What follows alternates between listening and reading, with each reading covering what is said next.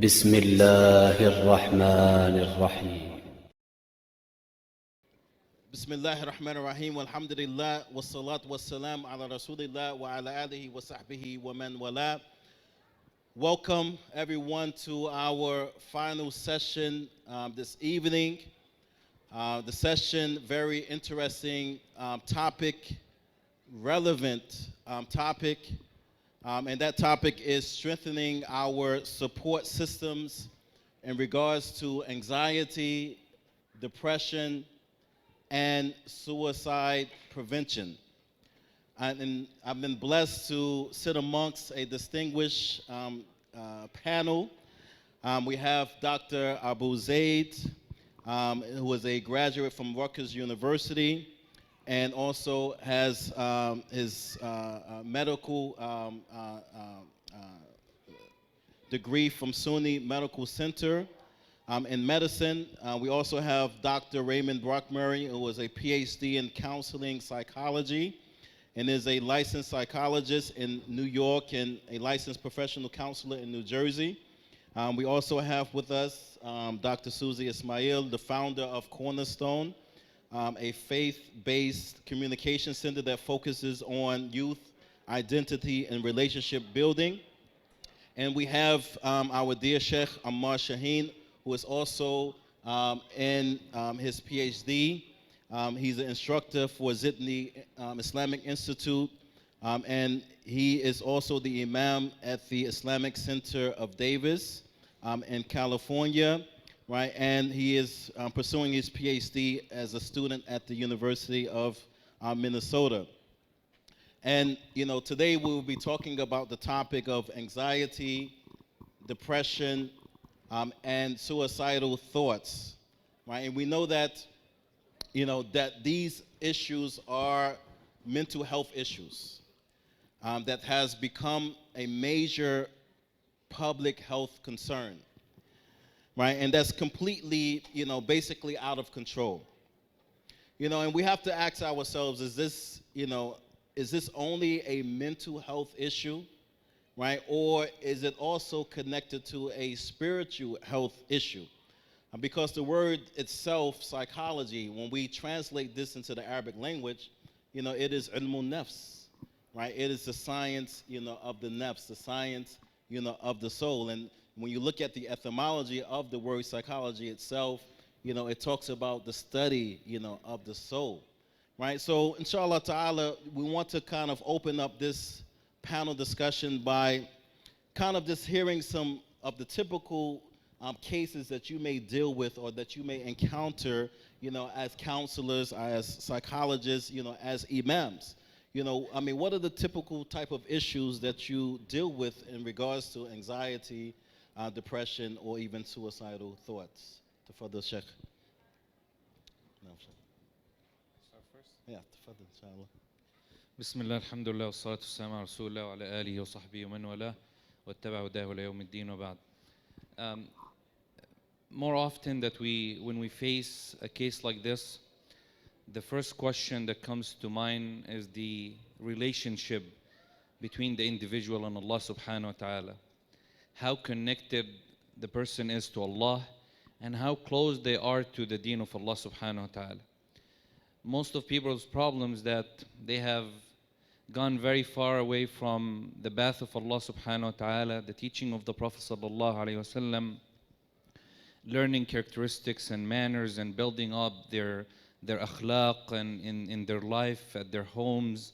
So they fall into this cycle of depression and anxiety and hardship, and then the shaitan adds on to it, as Allah subhanahu wa ta'ala mentioned in the Quran, لِيُحْزِنَ الَّذِينَ آمَنُوا, that he would make the believers more live in grief and sadness and all kind of depression and anxiety. So subhanAllah, the more focus that we approach when a person comes to us is to try to connect them back to the source of healing, which is the Quran and the Sunnah of Rasulullah sallallahu alayhi wa alihi wa sahbihi wa sallam. Allah subhanahu wa ta'ala made it very clear in the Quran when he stated, وَمَنْ أَعْرَضَ عَنْ ذِكْرِي فَإِنَّ لَهُ مَعِيشَةً ضَنْكًا وَنَحْشُرُهُ يَوْمَ الْقِيَامَةِ أَعْمَى Whoever turns away from the remembrance of Allah subhanahu wa ta'ala, then his life will turn into hardship and tests, grief and sadness. And subhanAllah, the closer they are to Allah, the better living that they are going through, the better life that they have. When Allah subhanahu wa ta'ala mentioned that in Surah Al Imran and other. So the relationship, the connection, the rope that they're holding on to in their life, the stronger that this rope gets, the closer they are, the better living that these cases have. And the changes starts from returning people back to the remembrance of Allah subhanahu wa ta'ala, to the source of healing that Allah subhanahu wa ta'ala has revealed to His Prophet sallallahu alayhi wa sallam. وَنُنَزِّلُ مِنَ الْقُرْآنِ مَا هُوَ شِفَاءٌ وَرَحْمَةٌ لِلْمُؤْمِنِينَ. The Quran has cure and mercy for the believers. So we have to work on the state of iman and faith and strengthen that in their life to reach the healing that they're looking for, inshallah. And we have Dr. Raymond. I know that he deals just with his practice and also working in the university setting. Can you share some of the the typical cases that you may deal with when it comes to this particular topic? أعوذ بالله من الشيطان الرجيم بسم الله الرحمن الرحيم وصلى الله على نبينا وعلى آله وصحبه أجمعين. السلام عليكم ورحمة الله وبركاته. And so alhamdulillah, this is the exact same ayah we were just having a conversation about this just a few days ago, alhamdulillah. And so it's a reminder that alhamdulillah, Allah He's spoken the truth with His Quran, alhamdulillah. And so when I think about these cases, especially this idea about turning away from the remembrance of Allah and this ma'ishatun danka, right? This difficult, straitened life, right? When we read the Quran, we're thinking about that being the kuffar, the ones who disbelieve in Allah only. And as I'm listening to you, one of the things that I think about, especially with the cases of the Muslims, with depression specifically, is when something happens in our lives, right, that hurts us, that causes us emotional pain and suffering and hardship, whatever it is, and we don't make meaning with it. It's just suffering for the sake of suffering. And then we add on to it with our own minds, more suffering. And we never related back to Allah subhanahu wa ta'ala. We've turned away in some way, in a small way, not that we've disbelieved in Allah, but we've forgotten to remember Allah subhanahu wa ta'ala and the purpose behind whatever Allah subhanahu wa ta'ala allows or decrees to enter into our lives. And this is a lot of what you'll find when you talk to people who are feeling depressed, is that a lot of times something terrible has happened. That's terrible, right? We can't deny that it's terrible. The problem is that they also let it just stay terrible. It's not a reminder for them. It's not an encouragement for them. It's not a lesson for them. It's not a means for them to return back to Allah. It's just a terrible thing, and they just stare at it all day, right? And so this is part of this feeling of depression, right? When you talk about anxiety, right, they say if you're worried about the past, you're depressed. If you're worried about the future, you're anxious, yes, right? If you're worried about today, then you're okay, right? And so in this sense, anxiety is the same thing, turning away from the remembrance of Allah. You're worrying about the Prophet sallallahu alaihi wasallam. He says that the Muslim should not say law, right? And this is all anxiety is about. What if, what if, what if, what if? The fear of something happening that I don't have control over. We don't feel anxious over the things that we anticipate happening that we feel control over. We worry about the things that we can't possibly control. And that turns us away from the remembrance of Allah. Even just remembering that Allah is in control of that. Absolutely. Allah is going to protect you and take care of you. And I'm trying to speak in generalities, because if I give you one specific case, I think if I gave you 10 specific cases, they're all going to really come fundamentally back down to this root of this pattern. Yes, okay. Right, at least spiritually. No. Right? Inshallah, and just going to Dr. Abu Zayd, and one of the founders of the Young Muslim, organization, YM. How can you add to the discussion? And I don't know if was this a reason why you kind of was a trailblazer in starting this organization as young Muslims? How is this anxiety, depression affecting our Muslim youth today? Bismillah ar-Rahman ar-Rahim. So I'm going to push back a little bit. I'm going to call for a little bit of humility when dealing with this topic, and I'm going to talk as a doctor today. We have enough imams. I think the medical perspective is important. It's important, in my experience, not to link anxiety and depression and some of these diseases necessarily with the lack of faith. That's a very dangerous path. First of all, you have to distinguish, everyone goes through feelings of anxiety and depression with the lowercase a or lowercase d. All of us get anxious. I get very anxious before speaking. That's anxiety. But you have to distinguish those natural feelings all of us experience as part of the range of human emotions from the disease, that's anxiety, from the disease, that's depression, from the disease that is schizophrenia or other mental illnesses. Because sometimes when you have diseases, you can't explain them. We all want to explain, why do you get this, why do you get that? It's because of a lack of faith or trauma. Some of these diseases are genetic. They have a life of their own. And I'll give you a very dramatic example. One of my students, and Yusuf knows him, used to attend our book clubs.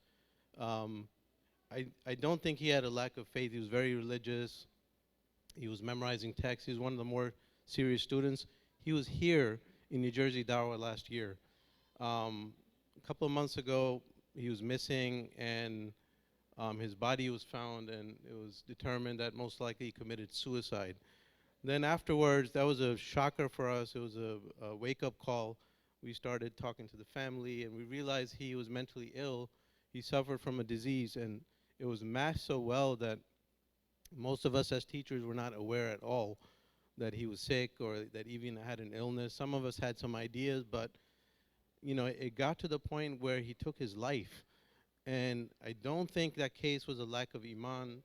So it's very, very important to see these warning signs in individuals, to distinguish between someone who's just going through some feelings and emotions from someone who has a disease.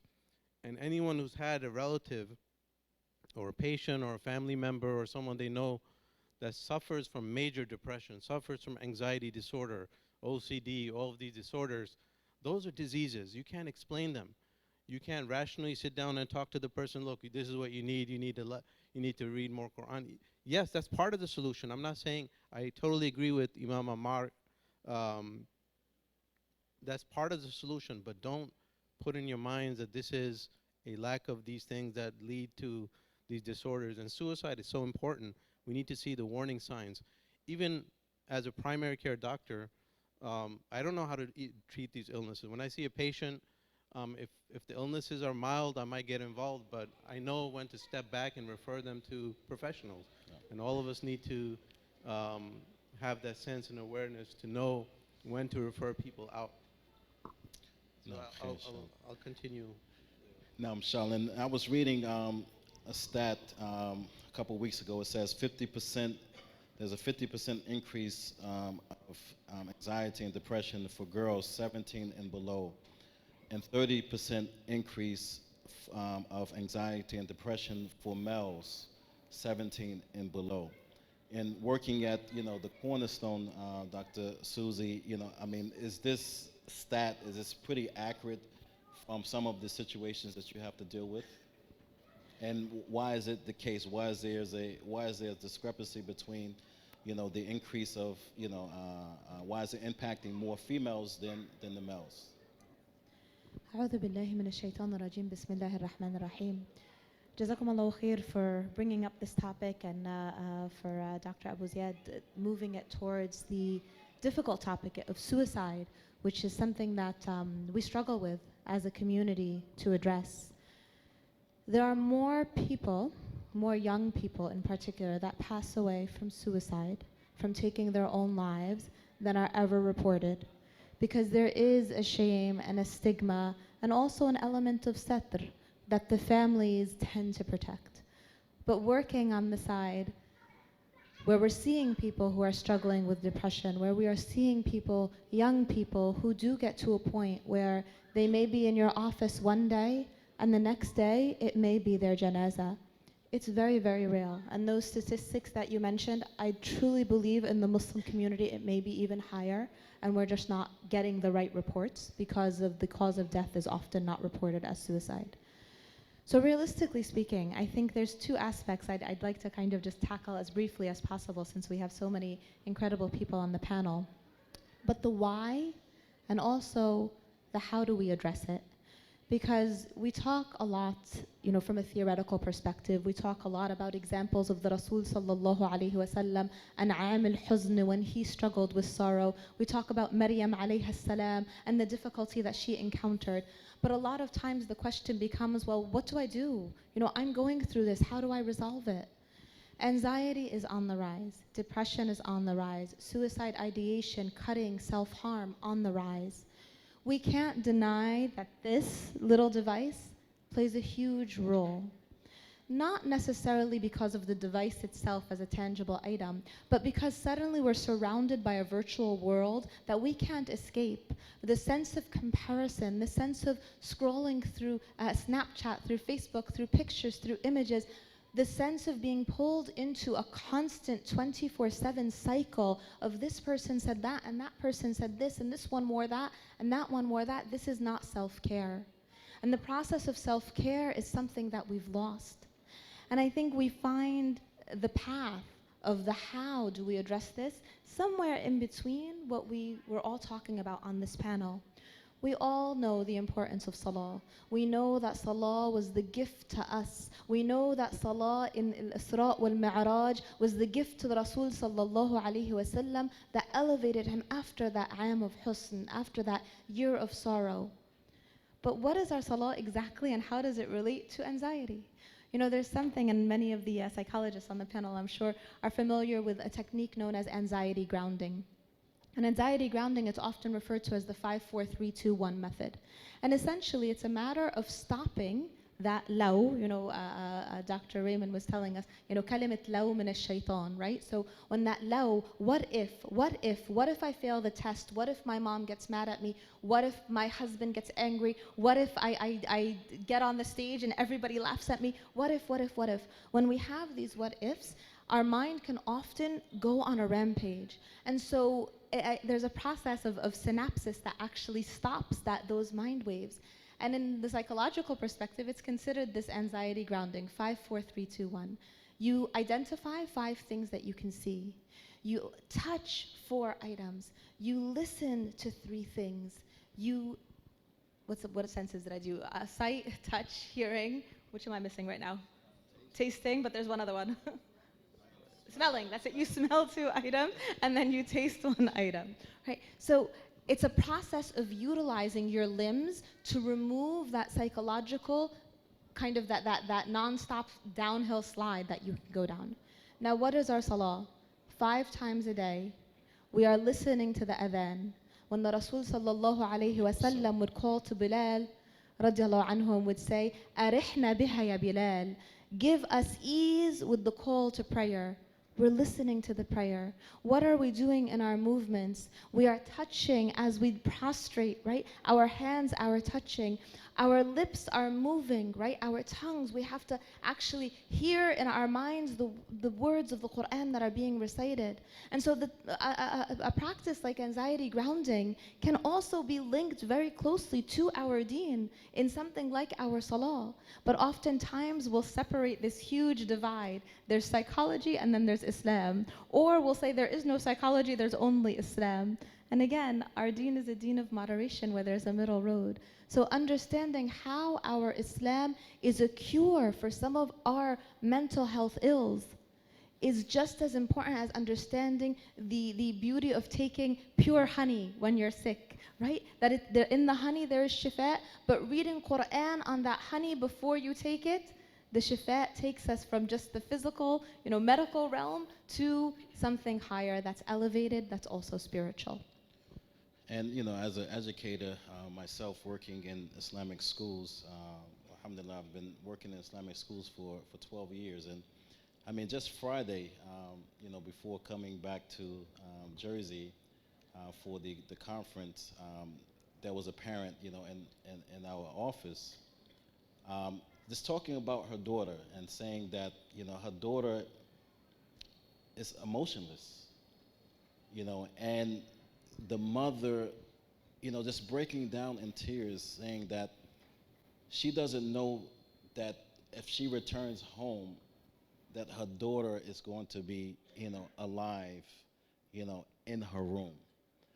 And just outside of, and one thing that I mentioned to the parents, at this particular meeting was that, it's easy to kind of like, quote the ayat or to quote the hadith, about situations like, Maryam alayhi salam or Yusuf alayhi salam or, Prophet Ibrahim alayhi salam and so forth and so on. But what does that look like for a teenager? How do we translate this, into an intervention plan or to an action plan to a 14-year-old or 15-year-old that is struggling with, these issues, that are having these suicidal, thoughts. So I liked, Dr. Raymond, to kind of, just talk briefly about that. How do we translate this? What is an intervention plan or an action plan that we can actually put into play to help, these young people that are actually suffering? Okay, the first thing I want to say No, is the older people have issues too.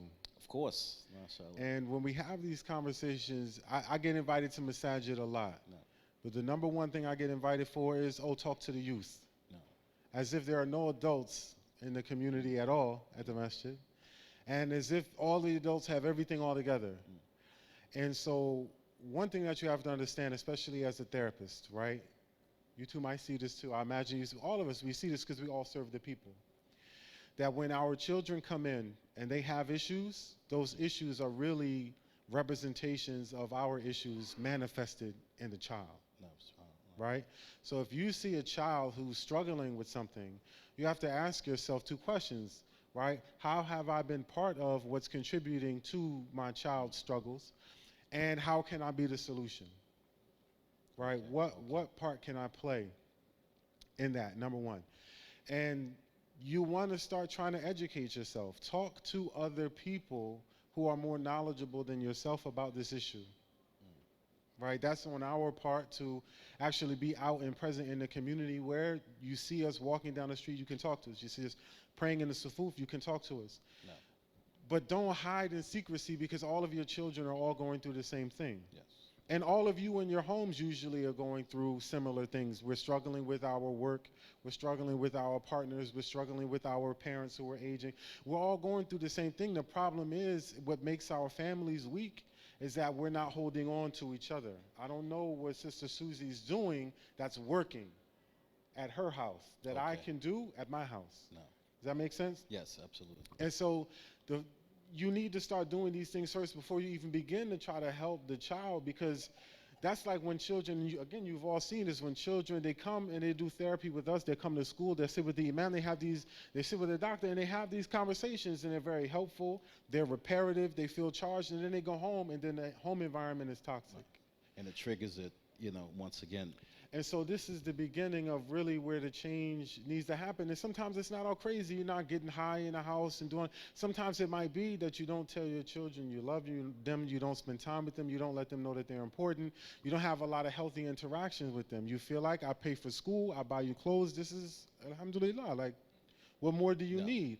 When actually, children, young adults, they need affection, they need love, they need care, they need all those things, whether you got it when you were growing up or not. Right? And that is the beginning of letting the young people know that their emotions matter, their feelings matter. And that's when they feel comfortable enough at least to even open up with you. You got to build that first and be patient with the process. So, these are some of my recommendations. Even if you do it now, this prevents your child, for the most part sometimes, from falling into such a depressive state where they become suicidal. Because if they're thinking about killing themselves, the first thing you say is like, I have to get you some help, right? We have to sit down and talk. I'm going to be there. Like, we'll do this together. You're not alone. Not, oh, you're bringing shame on the family and, Yes, you know, yeah, no. well, why were you talking to that boy in the first place that he broke your heart? You know, these kinds of things get in the way sometimes of people getting help in the moment. Now, and to further, Sheikh Ammar wants to add something to the discussion. I just inshallah. had a case recently, subhanAllah, when the doctor was speaking. First, the problem that we have in our communities, as I see when I do workshop on ruqya and jinn and magic and all that, how many people do attend, and if a person comes to speak about psychology or these problems, how many people do attend, you know? The hanger that we seem to have, but the biggest problem that I see now is actually the denial of the problem. They deny there is a problem. They deny that the kid has a problem.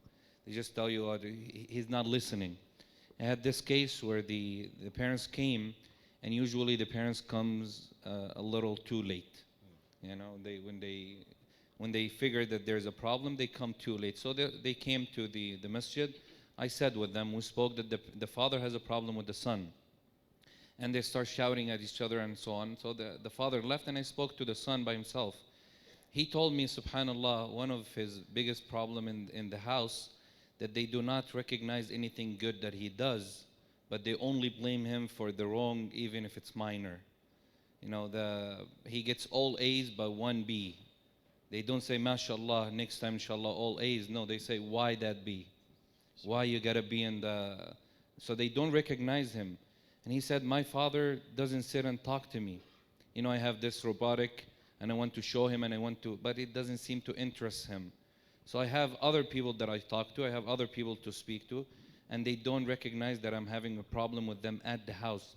So I think that's the main problem now. Denial that there's a problem, and blaming, always as the Sheikh said, blaming the children for having the problem, as if really there's no problem with adults.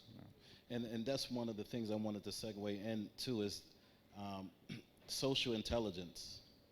And, you know, Dr. Abu Zayd, maybe you can touch on this topic, like, you know, the social intelligence of the Prophet Muhammad sallallahu alaihi wasallam, and the role of social intelligence and minimizing, you know, these mental health, you know, issues. I mean, is this something that we are lacking in the community? Are there any examples from the life of the Prophet Muhammad sallallahu alaihi wasallam in regards of, you know, social intelligence, of how he dealt with some of the same situations? Because, you know, the verses in the Quran are explicit; they're clear. You know, la khawfun alayhim wa la hum yahzanun. You know that they will have no fear and they will not grieve. You know, if you believe and you put trust in Allah subhanahu wa taala. You know, but how did the Prophet ﷺ deal with some of these issues of depression or anxiety, even for himself? You know, and the difficulties that he had to face. You know, during his time. I haven't really researched the existence of what could be termed anxiety or depression or some of these modern mental disorders in early Islam, but we know the Prophet ﷺ, and I'm going to talk about this tomorrow. One of the things he was brilliant at was shifting perspectives, and that's really one of the key lessons you can learn from his life is navigating all the pitfalls of our lives. We're all going to go through hardships. Death is a reality of life. Illness is a reality of life. There's so many things that are going to come our way. It's all about how you look at it. There's a saying among psychologists, if you change the way you look at things, the things you look at change. So it's the same reality you have in front of you. There are many ways of looking at it. And one of the beautiful things about the Prophet ﷺ, he would look at a situation that would look so negative, but he could turn it into a positive. And it looks drastically different. I'll give you some examples tomorrow. So that's very, very important. We need to have a positive mindset. We need to look at the good in everything, even when you're diagnosed with an illness.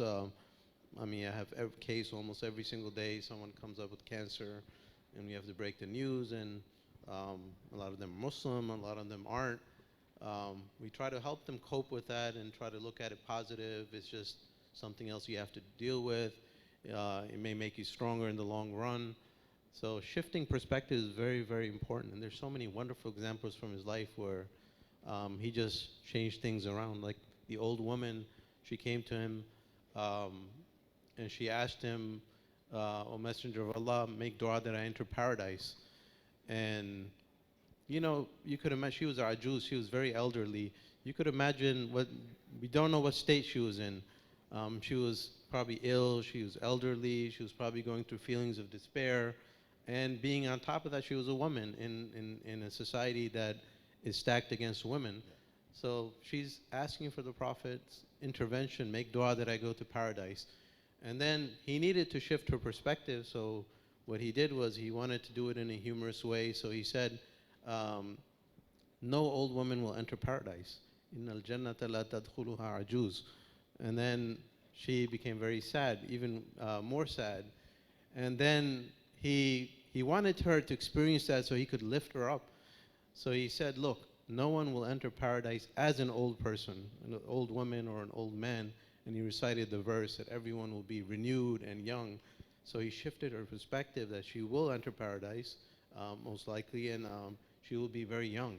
So these are some of the examples. He did it with individuals, he did it with communities, and there's so much from his life, sallallahu alaihi wa alihi wasallam, that we can use in our lives. And I mean, just come to my mind is that, you know, even how the Prophet sallallahu alaihi wasallam, he dealt with, you know, Anas ibn Malik, and, you know, some of the things that, you know, that he may have did wrong or did not do, but the way that he kind of handled the situation, you know, he addressed, you know, Anas, you know, by calling him Ya Unais, you know, little Anas, and so forth and so on. And even the story of Anas's brother, Omer, right? And when his bird, you know, actually died. I mean, this may be a moment of trauma for, you know, a young kid, you know, that, you know, their first experience, you know, with death. And if you don't know how to handle, you know, these type of situations, then it may impact this child, you know, for the rest of their lives. And the Prophet ﷺ, you know, just taking time out of his busy schedule, you know, and addressing, you know, this young boy, bird who died, right? And spending time and, you know, and just kind of, you know, consoling him, you know, by going through this action of, you know, burying, you know, and doing a, you know, a janazah, you know, for the, and it means a lot, you know, it means a lot. And, you know, since we're talking about strengthening our support systems, you know, the masjid, you know, is a major support system, you know, of tackling depression, anxiety, and suicidal thoughts. And I just wanted to, you know, ask Imam Ammar, you know, do you feel that you are, you know, equipped as an imam, you know, to deal with these issues? Because when you think of an imam and what they study, fiqh and aqidah and, you know, the tarikh and so forth and so on, you know, do you feel that you are equipped, or imams are actually equipped, you know, to handle these issues?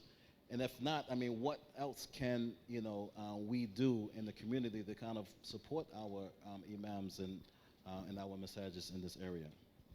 Bismillah, alhamdulillah, sallallahu alaihi wasallam. Personally, or you're talking about imams?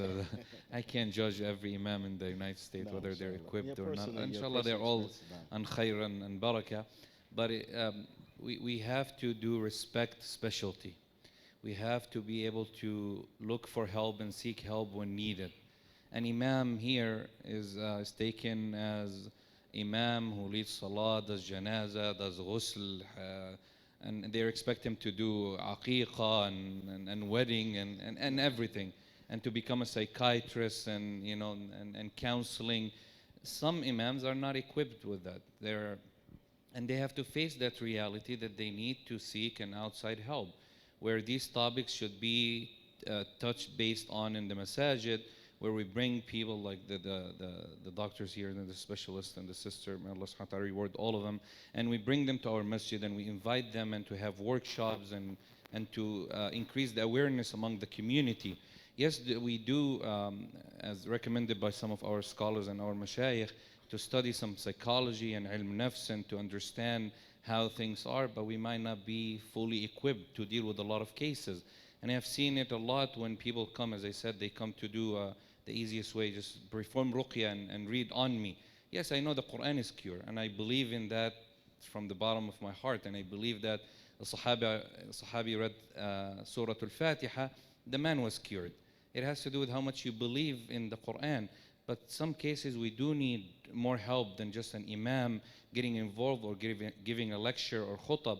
But the job or the work of the imam should be that he increases the awareness among the community about these issues, you know, grief, sadness, suicide problems, anxiety, and tell people that if you see cases like that, here is the solution from the Quran and the Sunnah of the Prophet ﷺ, which I believe people need and they must have. And at the same time, here is the medical perspective, but I am not familiar with it. I can't speak about it. Subhanallah, man takallama fi ghayri fanni ata bil ajaib. If someone speaks in a field that is not his, you would hear all these amazing things, you know, coming out of him. Like me speaking about medicine right now, you know, Dr. Abu Zayd will get on me. I can't. That's not my field. That's not my specialty. My specialty is fiqh, hadith, and seerah. I might know some information, but is it good enough to deal with cases who are really serious? And we should be considering these cases to be serious. So I believe that the imams here need more training in that field, or at least bring an outside help to do so. I definitely want to get, you want to chime in? Yeah, I just want to take it in a different direction. So Imam Ammar, you do ruqya, so the overwhelming majority of my Muslim patients that come with various problems, the overwhelming majority blame it on jinn or magic, and they're asking me for anyone that does ruqya. So there's so many people in our community that are seeking people to do ruqya. So just from your perspective, I mean, I never opened that. If I opened that door in my clinic, I would have a different type of practice. Yeah. And I think a lot of imams don't open that door either. Have a line, because if a imams line, open that door to ruqya, they will have lines of patients. Yes, and absolutely. And a lot of them, so in my experience, I don't think it's a case of magic in the majority of cases, but from your perspective, you've done ruqya and you've had training, and what kind of effects do you see? Have you seen results, and what kind of cases do you see results?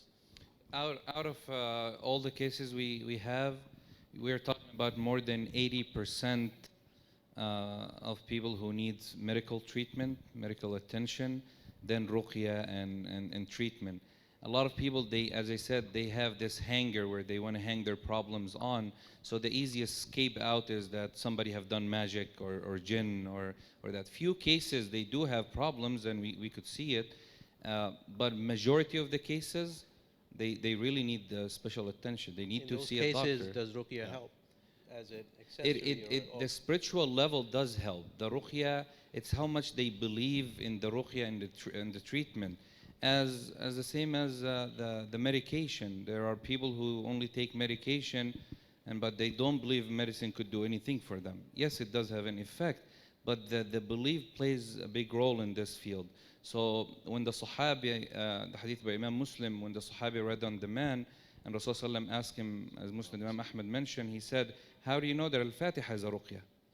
Okay, you only read Al-Fatiha. He said, Ya Rasulullah, is in the Quran a ruqya? He said, yes. He said, I memorized Al-Fatiha and I could remember that at the spot. So it had to do with how much you believe in the Quran. As we said back to point one, how much you're connected to the Quran. So ruqya is a treatment, is healing. It's a process, but it's not everything. Meaning, of course, it has to do with the level of iman. For some people, it is everything. It's having your hand on where the pain is and making the dua of the Prophet sallallahu alaihi wasallam, believing that this is a cure. A spoon of honey, Rasulullah said, is a cure. How many people do eat honey today and they're still sick?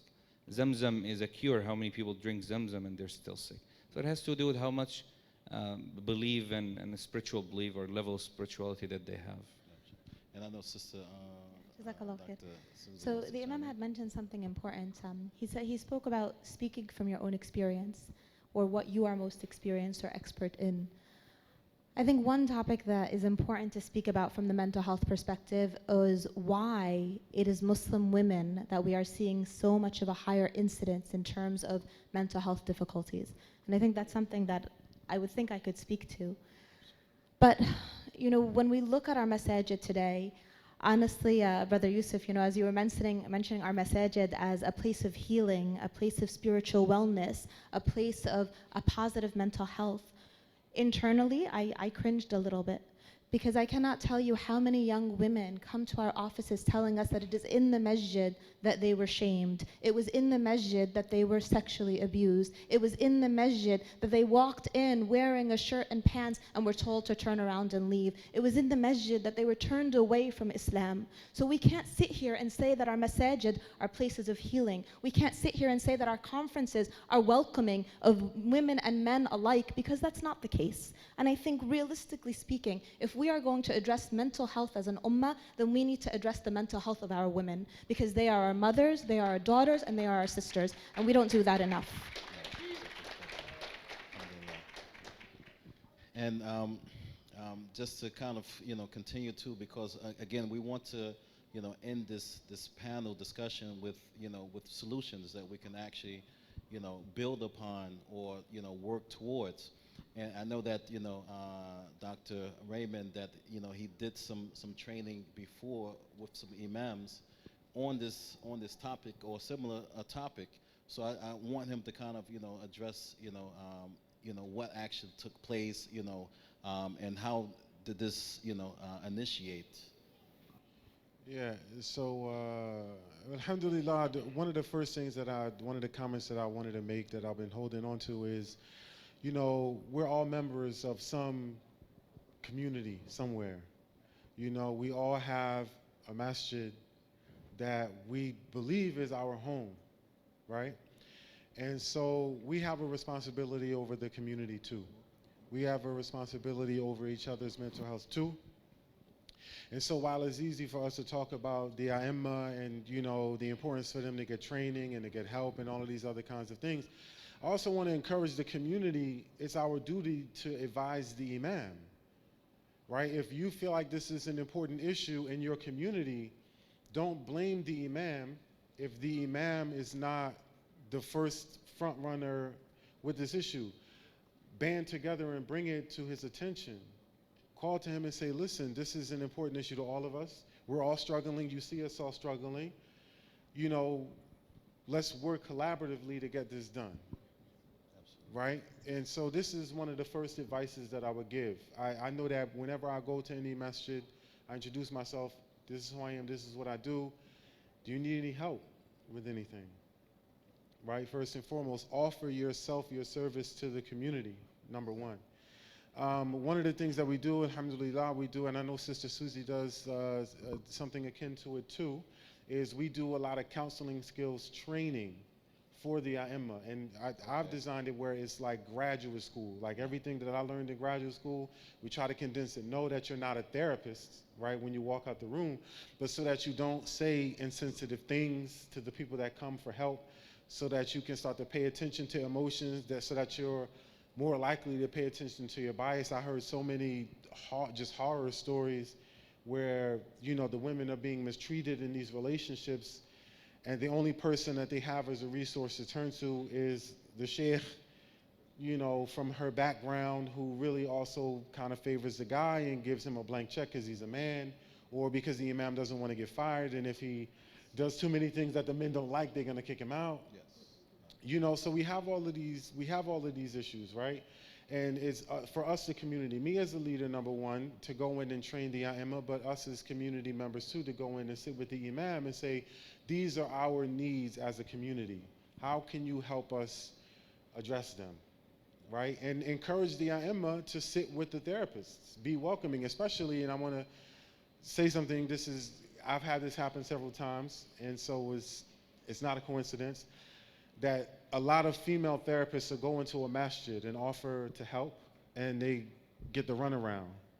And then I'll go to that same masjid, and the door is open, right? Service, huh? You know what I mean? And so we have to fix that, you know, to some degree, that it's the people who suffer when you don't get them help, right? And we have to take the help from where we can get it. If you break your ankle and you go into the hospital and a female doctor comes out, you know, you're not going to send her back.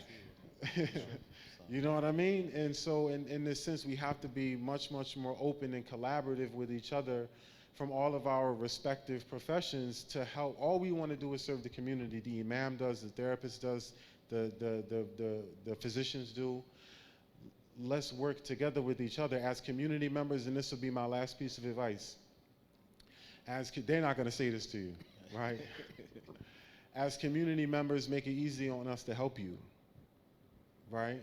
Don't abuse us, right? Don't mistreat us. Don't take advantage of us. We're here to help. We want to do the best that we can.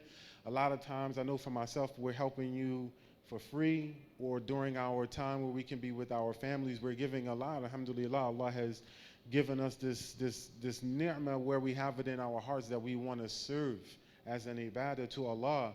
So please don't harm us. Don't hurt us where it makes us shy to continue to be engaged in the community.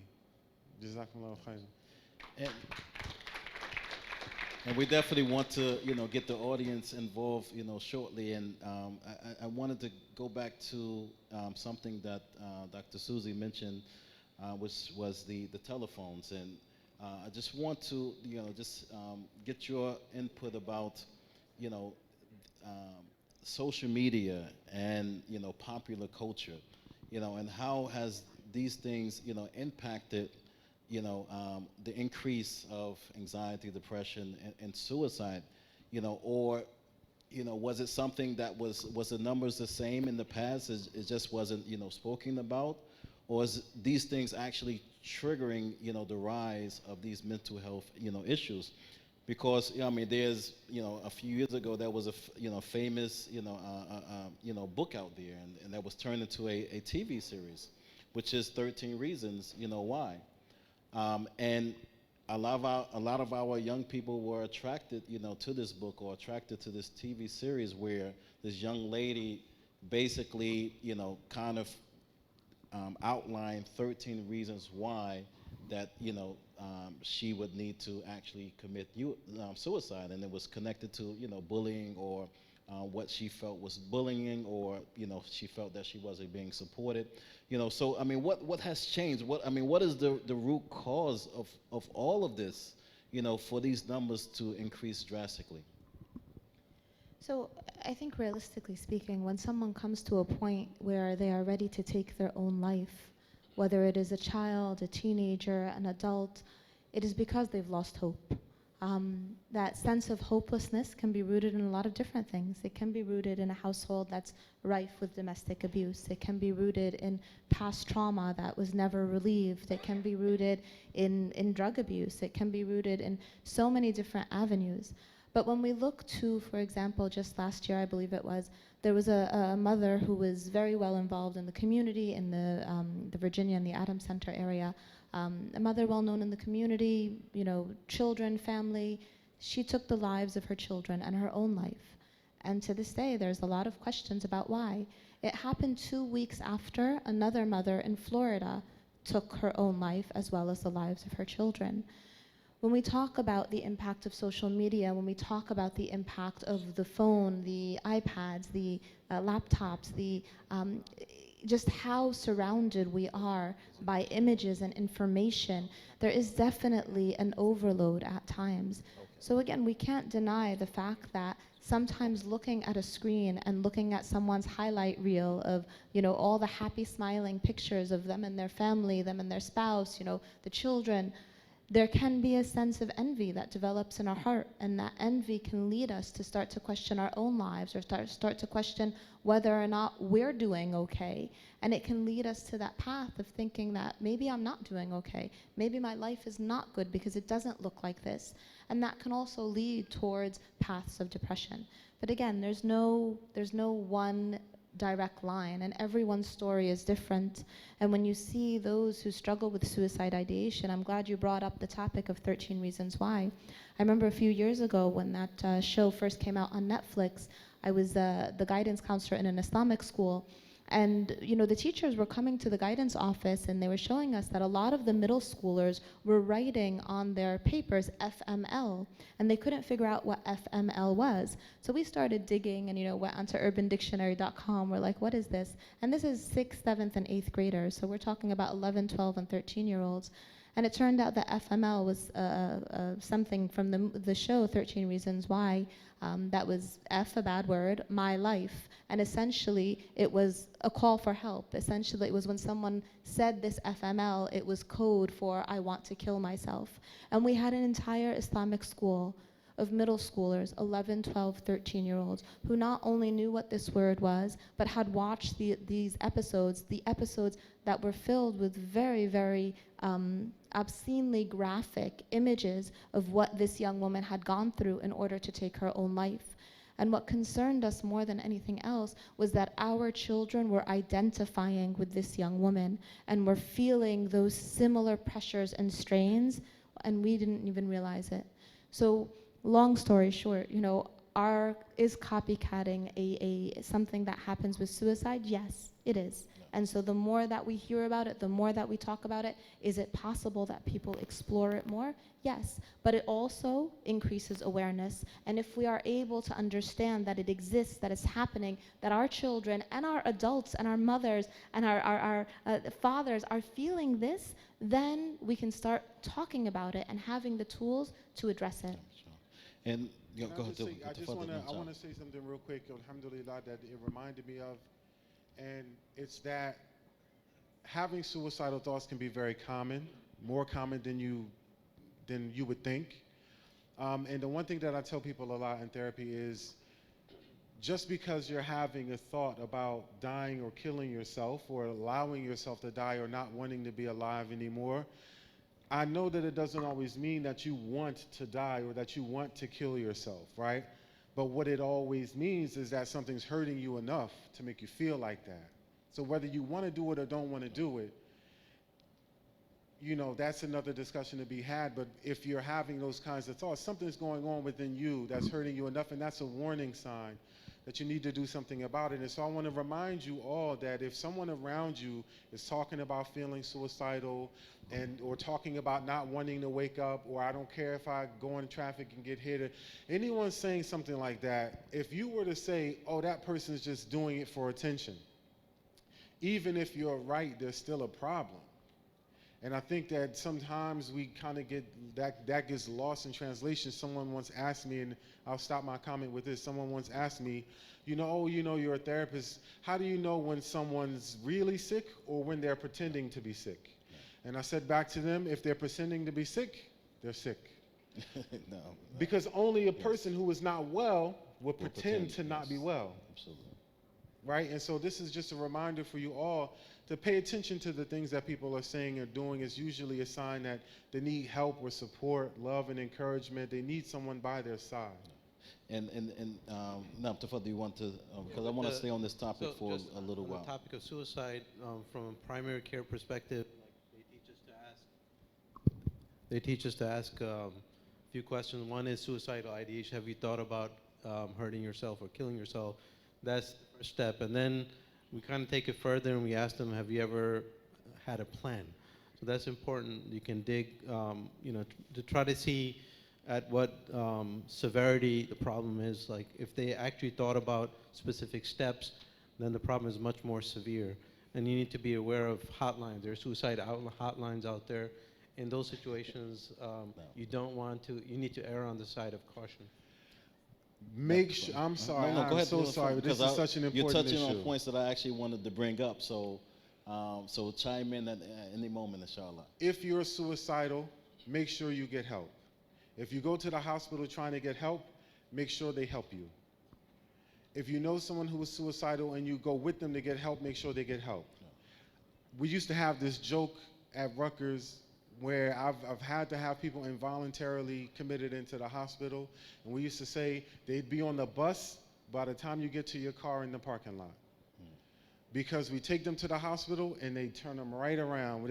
I'm walking out the door, he's walking out the door. When I thought I left them in the care of the emergency room. And there was one person who I know of who took a bunch of pills and then drank. They bought like a big bottle of vodka. It was a woman, a young girl, and she bought a bottle this big of vodka, and she passed out when she got here. And they let her out of the hospital, and they said, we know that she wasn't serious about committing suicide because she didn't drink all the vodka. And so I'm saying this to you because I want you to understand the reality of what we're all faced with, and the reality of what you're faced with, and the reality of what someone that you love could be faced with, that even sometimes when you are in a position to get help, sometimes you don't get it. And that can be very disheartening too. That can be very discouraging. And this is why it's so important to keep fighting to get the help, and to be by the side of the person who needs help to make sure that they get the help. Because sometimes, you know, something wild happens and you don't get what you need in a moment. And so be persistent, right? This is your life, and alhamdulillah, it's so precious to not only you, but the people who love you. And I want to, you know, get Sheikh Ammar into the conversation too, because, was suicide, something major, a major issue, during the time of the Prophet Muhammad sallallahu alaihi wasallam, because, there are verses, in the Quran, that talk about suicide. There's hadith that talk about, suicide and, and the punishments that may occur, in the barzakh or in the hereafter. Even, the Prophet sallallahu alaihi wasallam, not praying, over, doing janazah over someone that actually commit that act. What does this mean? How do we understand, these verses? How do we understand these hadith? Because it seems like we are in a generation that has lost hope. And when they kind of like, if they've lost hope already, and then they hear these verses, or these ahadith, or the Prophet ﷺ, seems that he may not have even cared or considered someone that actually, did this or committed suicide. How do we reconcile, between, the person himself or herself, in these verses or hadith about suicide? The part about the ayat and the hadith are as warning for the believer to commit such an action. But the more important part of it is that the Prophet ﷺ not only touched on the sickness, but also the cure. And this is very important. And I believe, and inshallah, correct me if I'm wrong, that the psychiatrist who has combined between the spiritual and the religion and the knowledge is better off than someone who just prescribed medication. Why? Because the Prophet ﷺ, when the Sahaba came to him, Al-Khabbab radiallahu anhu, in hadith narrated by Imam Muslim, he said, Ya Rasulullah, he came to him when he was under the shade of Al-Kaaba. He said, Ya Rasulullah, ala tastansiru lana? And the Prophet ﷺ reminded him of the purpose of this deen, the purpose of this life, that you're going to go through struggle and hardship, and all of that has reward. Not only that, that he connected him to a hope, where he said in the end of the hadith, the Prophet ﷺ explained to him how the people before us, the people who came before us, how they went through this torture and hardship, that one of them will be cut to halves, some other will be combed with iron, comb that it will remove their flesh from their bones, and so on. And then they said, Ya Khabbab, Wallahi la yutimmanna Allahu hadha al-amr. This is where we need to connect people to that hope. We have to connect people that every test that Allah subhanahu wa ta'ala afflicts you with, there's always a reward. Whether it's to elevate your rank, whether it's to forgive your sins. The Prophet ﷺ said a person would not reach a level in Jannah except by a test, meaning that his actions would not get him there. So the Prophet ﷺ, him warning us from such an action, falling into that, at the same time he gave out the cure, that hardship and tests and problems and anxiety, they all come because of the pressure, because of life problems. Well, dunya is a life problem. Dunya is a problem by itself. But alhamdulillah, it's our mean to akhirah. So if we understand the purpose of life, that's why we don't, this topic is not touched on so much with the Sahaba like we have it today. And of course, many topics are like that because the level of Iman varies. So the Prophet ﷺ said to Al-Khabbab at the end of the hadith, he said, Allah subhanahu wa ta'ala will complete this religion, that a person will be traveling from Sana'a to Hadramaut. Sana'a is the capital of Yemen, and this road was known to be the most dangerous road to travel. He said, one day a person will be traveling fearing none but Allah subhanahu wa ta'ala. Again, he didn't tell him, stop. You have a problem, let's talk about it later. No, he told him, he compared his life to someone else's life. So if we do that to people, especially the youngsters, they need to understand that they have a goal, and we have to encourage them that their purpose in life is more than just graduating from school or being a better kid at the house and more. Of course, they have to do all that, but Alhamdulillah, Allah created us for a bigger and a better purpose. So touching on that, Rasulullah sallallahu alayhi wa sallam warning the Sahaba from the punishment of Allah, because He already connected their hearts to the hereafter.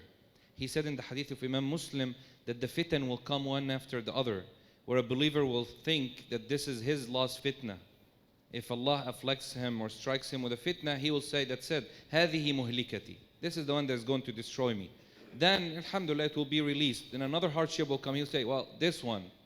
So every hardship that comes makes him forget the previous hardship and looks back and says, well, the first one was nothing compared to what I'm going through now. So the Prophet ﷺ saying that, he said, if someone wants to survive this, you need to do two things. You believe in Allah, and this is the connection part, and you believe in the hereafter, the return. So if they have that in their mind, that they're returning, they're going back to Allah, you keep connecting them to that. With the medication is better than just saying, you know what, here's some medicine, go home, you'll be fine. You might have them taking the medicine, ending up taking extra dose to end their life the same way that they wanted to do before. Allah. And, this, topic itself, needs, an entire weekend conference, and we have tons of questions that are actually coming in, and, a lot of the questions are, questions that we've dealing with, or they want follow-up on some specific, and one of the concerns was, the comment in regards to Dr. Abu Zayd mentioning that that depression is a medical problem, as some of imams also say that because you don't have faith, so how do we, how can we determine, if it's actually a spiritual issue or a medical issue, and how can we determine if medication is needed versus ruqya or just general counseling. So we get Dr. Abu Zayd back into the conversation, inshallah. Yeah, so there's no easy way to determine. You need a partnership. It's not one individual. You need a partnership of counselors, imams, doctors, and among doctors you need primary care doctors and more specialists.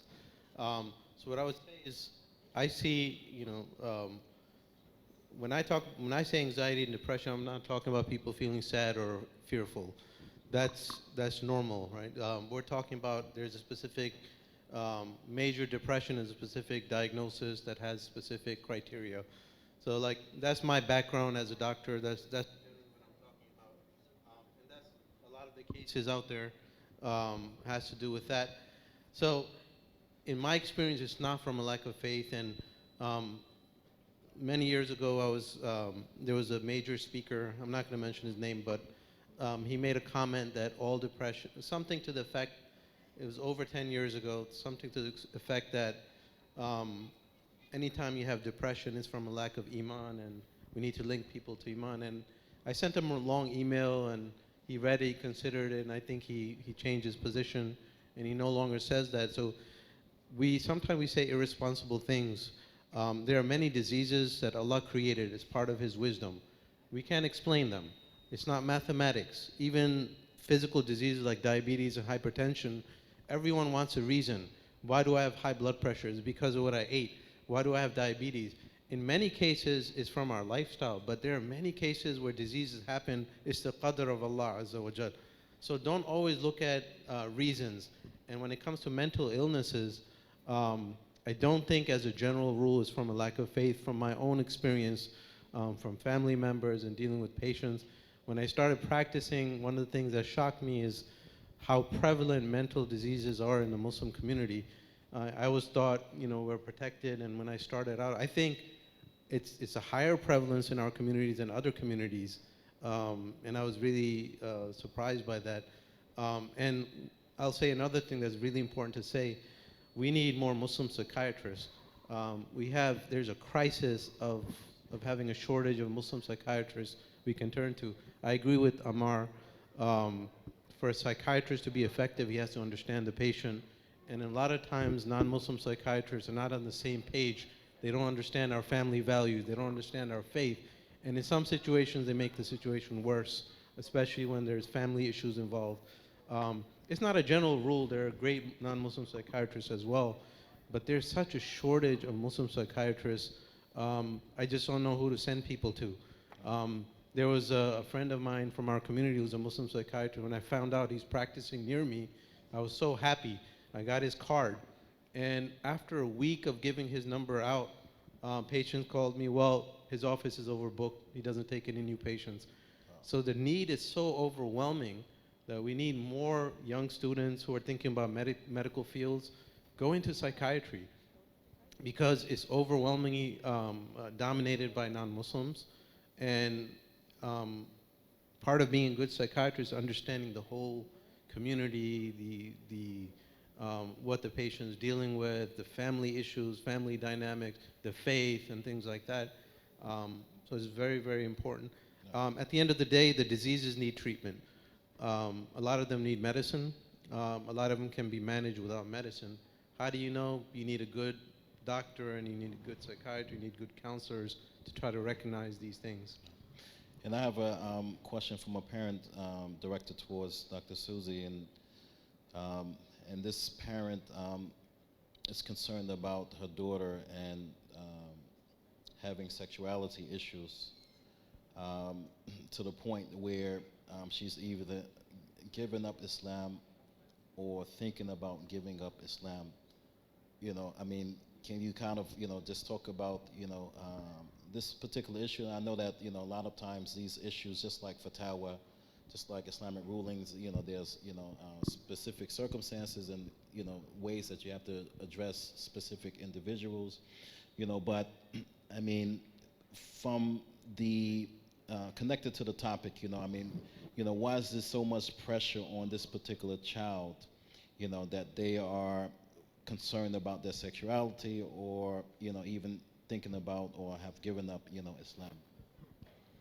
So I think, first of all, Jazakumullah khair for asking that question. It's not an easy question to ask, but it's a question that I think needs to be addressed, and we need to continue addressing it as our children continue to be faced more and more frequently with this topic. And I don't know how many of you are familiar with the gender-bred curriculum that was recently passed, where all of our New Jersey school systems now, starting in kindergarten, are required to teach gender nonconformity and gender non-binary, as well as fluid sexuality. And that's going to be incorporated within our school systems, and we can definitely talk more about that in one of our other sessions, inshallah.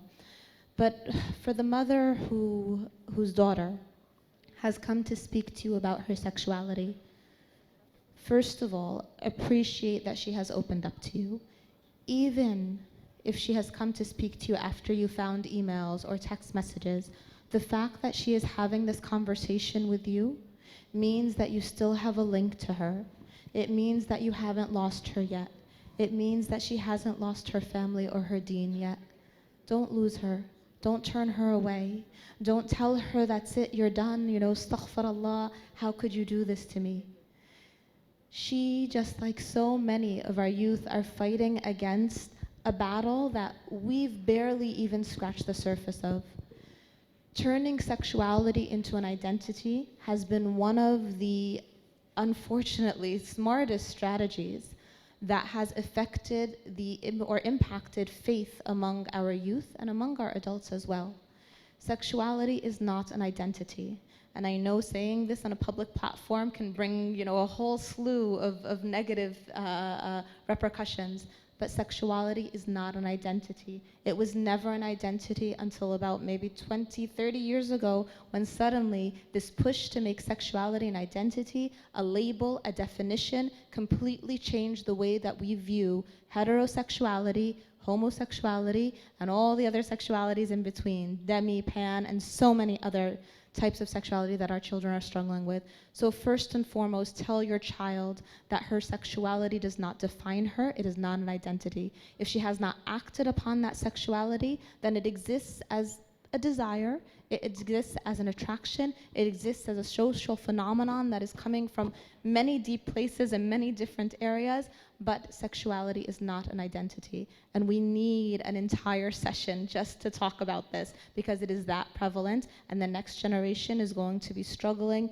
against things that we can barely even fathom. And we are going to lose them if we continue to say homosexuality is haram and that's it.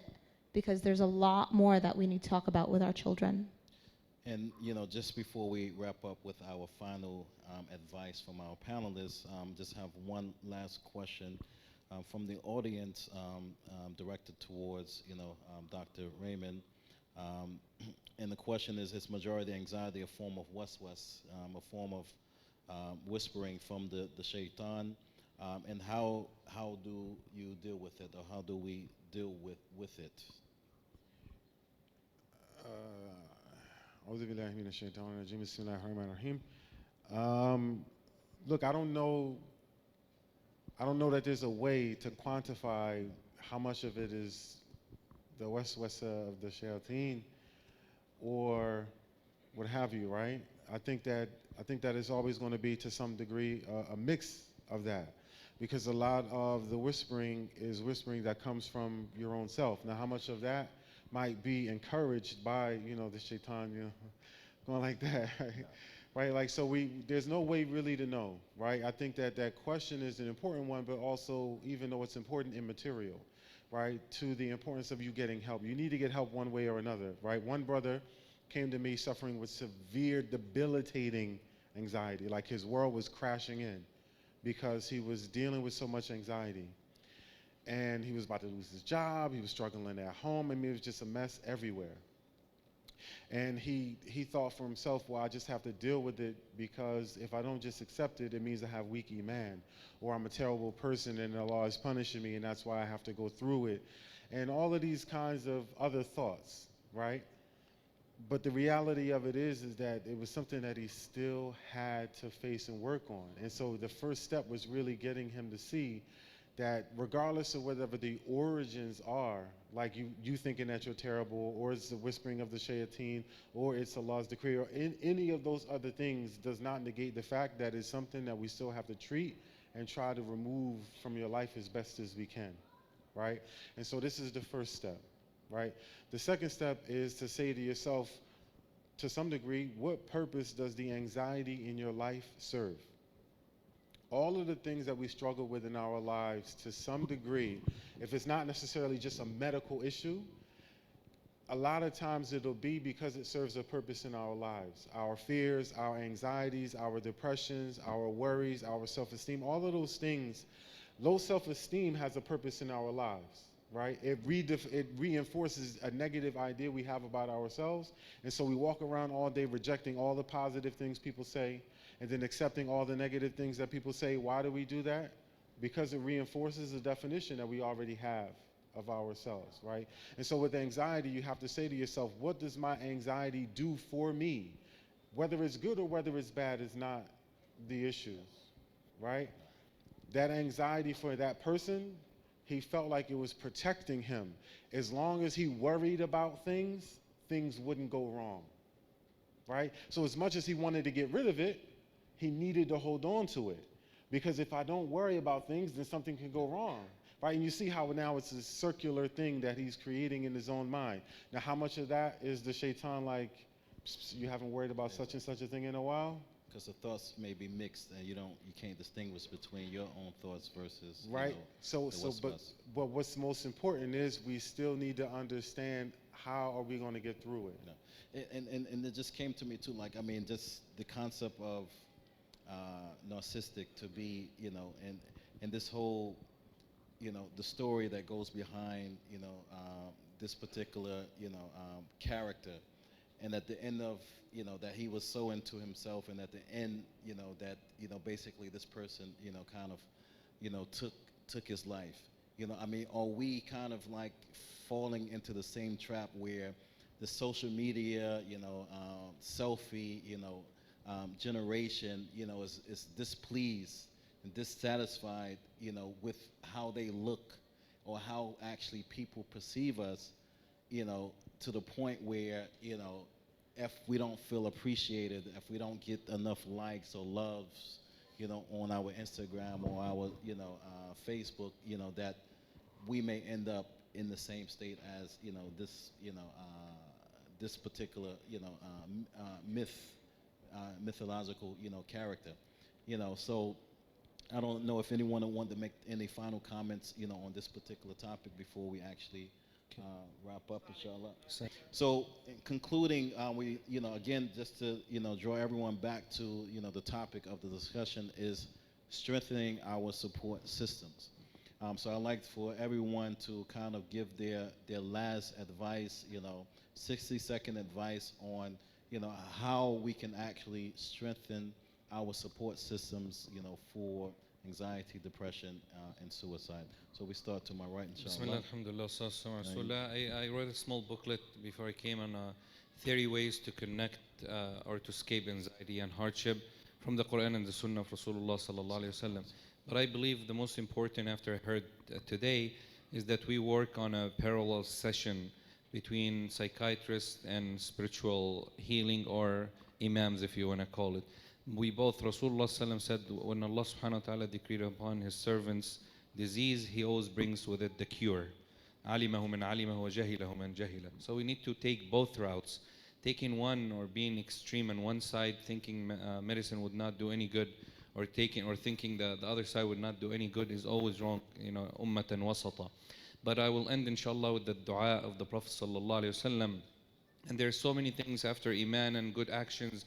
And the brother mentioned helping others also. Rasulullah said, whoever ease in things for his brother or his sister and make things easy for them, or help them with their sadness and their grief, Allah subhanahu wa ta'ala will make things easy for him. The way you connect with all of that, dua and returning to Allah and really showing your need, not just your need, your necessity, that you need Allah in every moment in your life. The Prophet ﷺ said, whoever is afflicted with hardship, grief, sadness, and he mentioned this dua, Allahumma inni abduk wa ibnu abdik wa ibnu amatik nasiyati biyadik. It's a very long, not very long dua, but you could memorize, I'm your servant, the servant of your servant. And then I ask you by your name that you have revealed and and you revealed in your book. And I ask you to make the Quran the tranquility and the ease for my hardship and so on. He said, إِلَّا جَعَلَ اللَّهُ لَهُ مِن كُلِّ هَمٍّ فَرَجًا. Allah will make ease out of every hardship that he has. The Sahabi said, Ya Rasulullah, أَنَا تَعَلَّمُهُ. Should we learn it? He said it's an obligation upon every Muslim who hears this hadith to learn it. Hadith is narrated by Imam Ahmad. And he said the promise is what? When you say it, you have to believe that Allah will ease in things for you. That is my side and my perspective, with the respect, inshallah, to what the mashayikh and the doctors will say, inshallah. Barakallah. Okay, so very quickly, Allah subhanahu wa ta'ala, he says, قُوا أَنفُسَكُمْ وَأَهْلِيكُمْ نَارًا. And so I say this to you to save yourselves and your families from the fire. And what I take from this ayah is Allah subhanahu wa ta'ala, commanding us, especially as men, right, to do whatever it is that we need to do within our homes to save our families from the fire, from suffering, from hardship, from the adhab of Allah subhanahu wa ta'ala. And so I use this as an example to say that we have a responsibility to each other in our families. And so any mental illness, any hardship, any difficulty, any suffering, really, it starts at home in terms of creating the healthiest home environment that you can. You have to be dedicated and committed to it, right? Being healthy, if we were talking about exercising and being physically healthy, it's something that you have to work on all the time and be consistent and develop a routine and make that your new normal. And then if you slacked off for a while, when you get back to doing it, you're going to be a little out of shape, and you got to take a while to get back to where you need to be. And it's the same thing with mental health, right? Being mentally and emotionally healthy, it takes energy and effort too. It takes a lot of energy to ignore a hater, right? It takes a lot of energy to ignore a hater. Until what? Until you get used to it. Oh, they just hating, right? And so I'm saying it this way because I want you to understand that sometimes we take being emotionally healthy for granted, which means I just won't be sad, right? And happiness is not the absence of sadness, right? Happiness is the result of effort, of work, right? And so this is an important thing for us to understand, alhamdulillah, that Allah subhanahu wa ta'ala, He rewards us for what it is that we do, right? And so if you want any good in your home, you have to, number one, be the example for all of the people in your home to follow, but then you also have to create that consistency. إِنَّمَا الْمُؤْمِنُونَ إِخْوَةٌ, right? And then after that, I have advice for you as friends, as brothers and sisters to one another. Be good to the people that are around you, right? So be good in your home, and then when you walk out the door, be good to your friends. Listen to them, care about them, be concerned with their affairs. And like Sister Suzy said, even if you're listening to something that bothers you, even if you're listening to something that angers you or that you disagree with, be patient with it. Not to co-sign it, but the Messenger sallallahu alaihi wasallam, he heard about a lot of things that people were going through, whether it was struggles or whether it was something that was haram. He never interrupted anyone. He let them finish. And then he would advise them, and then he would give them something to think about, or then he would ask them a question, or then he would present them with a scenario.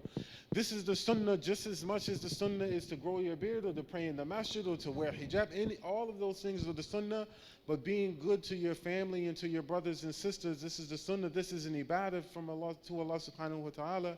And so I want to remind you with this in terms of the beautiful benefit of being mentally healthy. Jazakallah khair, Dr. Abu Zayd, inshallah, your last comments. I'll just say, be humble before recognizing the wisdom of Allah. We don't understand everything. We won't understand everything that happens to us. One of the major underliers behind depression and other things is despair, and that comes from shaitan, as we know. So every time something bad happens to you, it's not necessarily you're being punished. Don't put that in your mind. That's what shaitan wants you to think and to give up. Life is meant to be hard. Life is full of trials and tribulations. Allah put us in this earth surrounded by difficulties, and you know, the moment you step foot in paradise, you look back and you realize it was all worth it. So let's just pray we all make it there and try our best to navigate these difficulties and hardships with the guidance of Islam. And last but not least, no.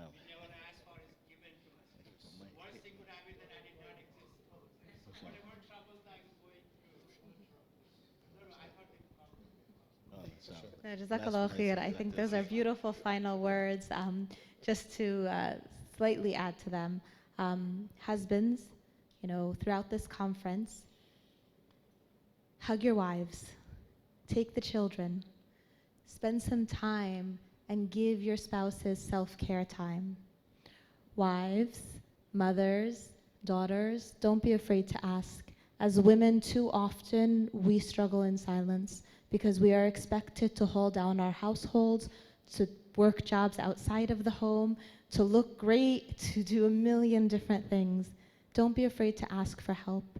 And if you're in this session because you're going through something, because you're struggling, then know that Allah subhanahu wa ta'ala has selected you to be here this weekend to hear from several people that are reaching out their hands, because maybe the help that you've been looking for, maybe the dua that you've been asking, the answer for it may be here.